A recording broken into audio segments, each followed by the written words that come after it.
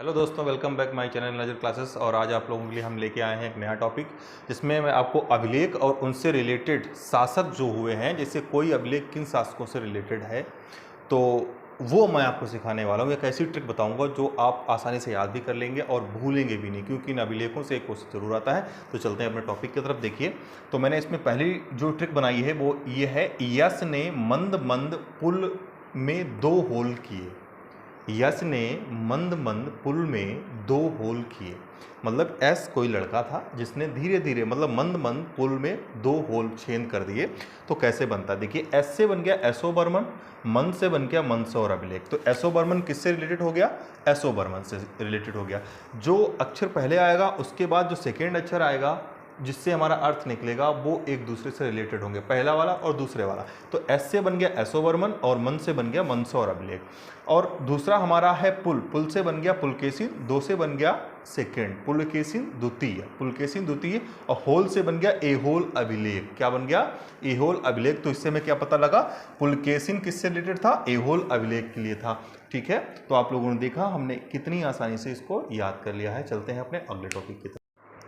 तो हम अपने सेकेंड ट्रिक की तरफ चलते हैं, देखते हैं। तो इस ट्रिक में हमने 3 शासक और 3 अभिलेखों को कलेक्ट किया हुआ है।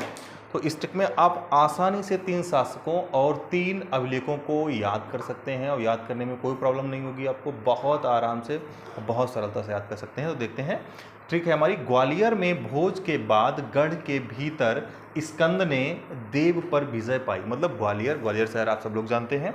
में भोज मतलब भोजन के बाद, जैसे कभी न्योता होता, कुछ भी होता, दावत होती, भोज के बाद गढ़, गढ़ जो होता था किला, पहले किला को पहले गढ़ कहा जाता था।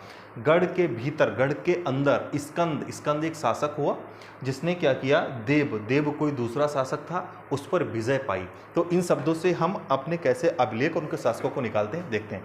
तो पहले ग्वालियर से बन गया ग्वालियर अभिलेख, और इसके बाद क्या आया है? भोज। तो भोज से बन गया राजा भोज। तो ग्वालियर अभिलेख किससे रिलेटेड हो गया? राजा भोज से। हमेशा याद रखें, पहले वाला शब्द दूसरे वाले शब्द से जिससे अर्थ निकलेगा उसी से रिलेटेड होगा। तो ग्वालियर से बन रहा है ग्वालियर अभिलेख, और भोज से बन गया राजा भोज। गढ़ से बन गया जूनागढ़, और भीतर से बन गया भीतरी अभिलेख। तो जूनागढ़ अभिलेख और भीतरी अभिलेख किससे रिलेटेड है? इस बाद में आ रहा स्कंद, स्कंद गुप्त, स्कंद गुप्त एक गुप्त शासक हुआ, उससे रिलेटेड ये दोनों थे, जूनागढ़ अभिलेख और भीतरी अभिलेख। तो बाद में आते हैं देवपाड़ा अभिलेख। देवपाड़ा अभिलेख बहुत इंपॉर्टेंट है, कई बार पूछा गया। ये किससे रिलेटेड है? सेन वंशी एक विजय सेन। सेन कहाँ थे?